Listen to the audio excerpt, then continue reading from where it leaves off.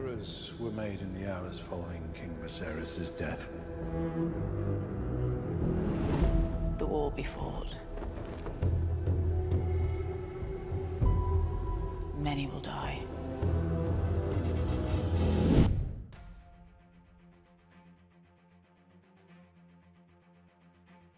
I think it could be quite high, but at the same time it might be quite low as well. You know, I'm referring to Storm's End at the end of episode 10.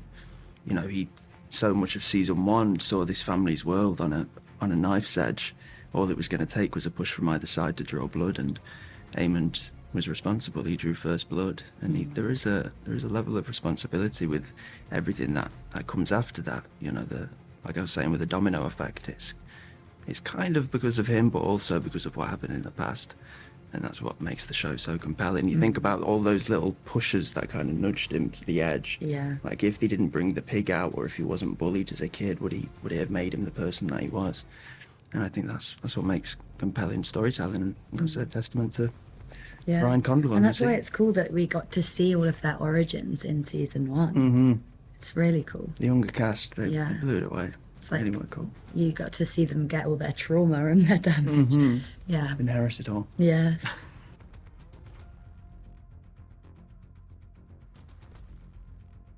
He very much, even in those last 3 episodes of season 1, like, he has cultivated this image that it's reminiscent of a younger Daemon Targaryen, you know, or at least an idea that he had of a younger Daemon Targaryen with the long hair and the Targaryen blacks. He's Targaryen blood through and through. And you are gonna see a different shade to Aemond, you know, that challenges that very villainous appearance that he has. And I can't wait for people to see it. It's gonna be fun. It's good.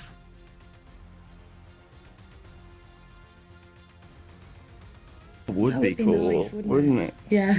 I feel like Aemon's capable of that love as well. I think so as well. I think that there's a really interesting thing with the siblings, which is that we all feel like we're the ones that has been let down in the family. And actually, Aemond and Helena do have an affinity. We didn't even, that wasn't in the script even. No, we just really felt it. like when there's just some scenes where we'd like look at each other or whatever, and it was just like, okay, we get it.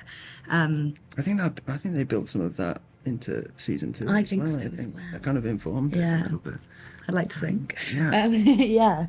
That we just sort of felt like, oh, those two get each other, the middle child and the youngest. Mm-hmm. Yeah. So that would be nice. I always like doing scenes with you, and more would be good. Yeah, we go way back. Yeah. Way back. Yeah.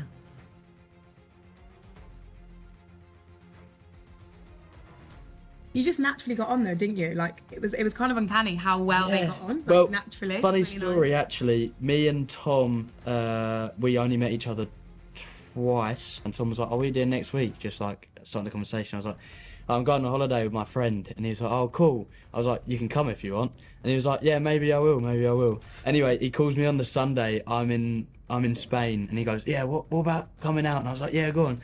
So Tom flew out, and we ended up having this crazy holiday in Spain, and we are very close now. So that's like, not many people know that, but it's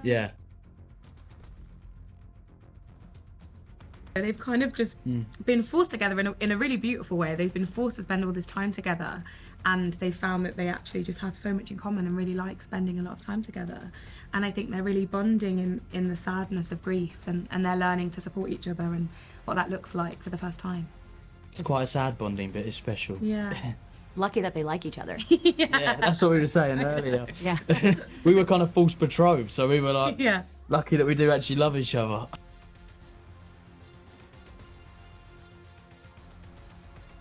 Yeah, definitely. And I think it's a question that's plagued her from the very beginning. Damon's really not been there for the girls, and he disappears when things get difficult. In her eyes, she's not really grown up with him. So I think we see her at the start of this season looking at these men in her life and kind of thinking, well, which one is the father figure? Is it Corlys, who like was never there and kind of ran to see when my grandmother needed him? Is it Daemon, who's left me and who hasn't really been that good of a father? So yeah, we see her at a time where she's really figuring out what these like male spearheads mean.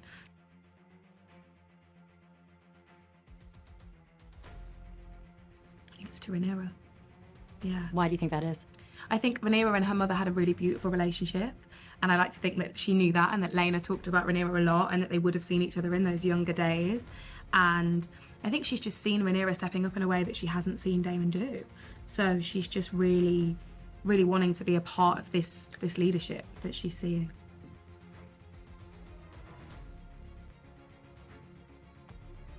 I think it's just sad because he doesn't have a lot of legitimacy to the throne in his eyes because of who he is. And he worries about too much what the public think. And it is just quite sad because Jace just wants to prove to people that he can be on the throne and he is worthy of that. And the fact that he's a bastard kind of puts a few weights on his shoulders and says, no, you're not legitimate enough. Which is quite sad, but yeah. So does he want to use this war to prove himself? Oh, 100%. He wants to take every job he can possibly can to prove to everybody that I can be a king.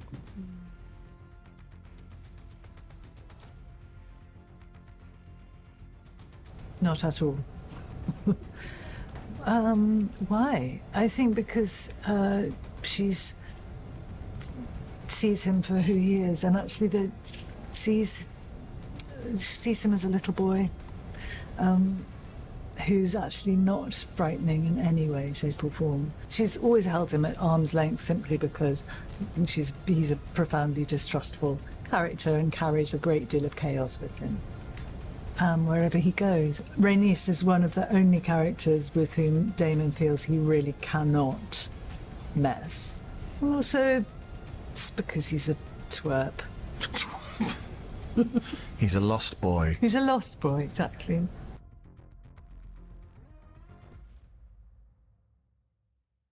I don't think so, no. I think there is, much as I think Corlys... I don't think he's frightening. No, but I think, other way around. yeah, but I think much as Corlys admires to an extent some of Rhaenyra's instincts, the fact is that their antecedents are such that he lost his daughter, she was married to Daemon. He lost his son, she was married to Rhaenyra. He was married to Rhaenyra, and now Daemon and Rhaenyra are together. So it's always been a sort of, they touched our family and I've lost two of my children and now they're together. What's that about? And now my brother's dead. And he killed my brother. So no, I think if Corlys thought about them at all, he would think they're a team. Do you know what I mean? Because there's at one point, I think it was in the last season, because I don't think it was this, where in episode 10, when he says something like, that girl poisons everything she touches. So I think there's still part of that. Yet at the same time, whenever he's in her presence and watches her operate, he appreciates that maybe she is a force for good. It's a very difficult tightrope to walk for Corlys, and I think for you also about Rhaenyra. So difficult. Yeah, but as far as protecting her from him, at this stage, no. I don't think she needs protection from him. I don't, there's nothing, to me, there's nothing frightening about him remotely. But he is, yes, he's a lost soul with too big a sword. And that's a kind of dangerous thing because it can cause a lot of trouble, as we've seen certain politicians who shall remain nameless, stupid and damaged in positions of too much power. But in the end, he doesn't really have any power. No. So. No. I mean, he's just an agent of chaos. I feel like Rhaenyra can look after herself in the context of the two of them. I'm not remotely bothered about. I don't think Rhaenys is bothered about that. I feel like they're too well matched and they're profoundly, as far as we're concerned, distrustful. Characters who we have still sided with. So that's a very complicated dynamic. For us, isn't it, in terms of feeling allegiance and then, but you know what? I think if Rhaenys and Corlys were asked, they would say, "No, we didn't side with her. We sided with what is right." Exactly.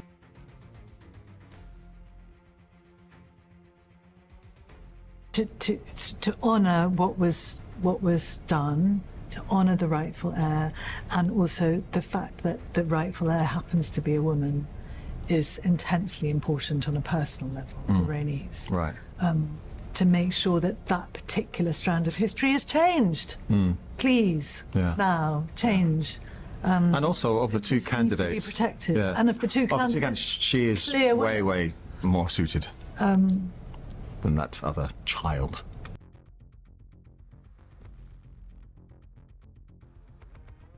I actually don't think he had any power to be drunk drunk from, I should say, originally. I think the 10-day gap between the end of season 1 and the beginning of season 2 is probably where that has started to manifest. And this newfound kind of strength and responsibility and purpose is what gives him that extra spring in his step.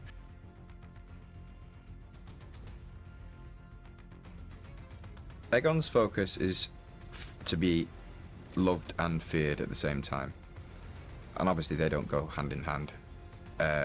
So it's a bit of a journey of discovery for him to realise that he's one or the other. People, he wants to get them on side. He wants them to like him. His only other kind of benchmark for that was his own father, and everyone liked him. He was a good king and a good man. And I think Egon starts to really see his differences. I'd say downfalls, but that's judgmental. His differences to his father, and starts to lean into his own strengths. Egon doesn't think things through like we do. He's very instinctual. He's very impulsive. He doesn't. Yeah, he's not laying it all out on the page and going, okay, well, it could have been that, could have been that, could have been that. You know, he's led by other people, and he's led by his own feelings, which makes him, contrary to popular belief, not a psychopath. He's an empath. He feels everything so deeply, which arguably can be as dangerous as the complete polar opposite of that. He's now in a position where he can call the shots.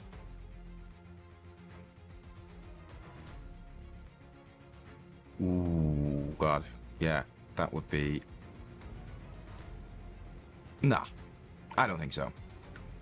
Alicent could have done a lot better, I think.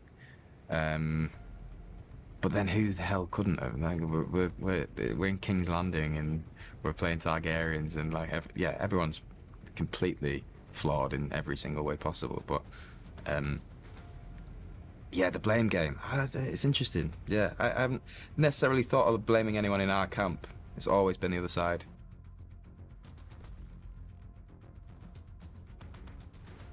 Yeah, it is. It's fair. I think it's to make an impact, really. I think if ultimately he wants to be on the winning side, ultimately he wants to have it's control rather than power. If there's a difference, I think he wants control. I don't think he wants to be the noose. I think he wants to be the rope. Do you know what I mean? And I think really he wants to have made an impact on the world.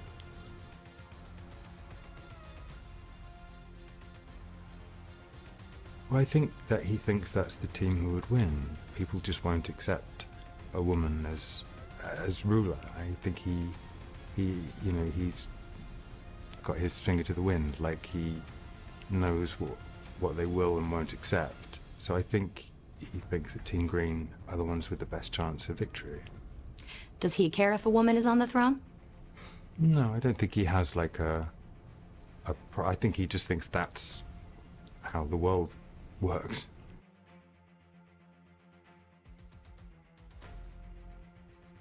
I think everyone's loyalties can change. It depends on the board, you know, and if the board keeps changing, everybody's malleable, really.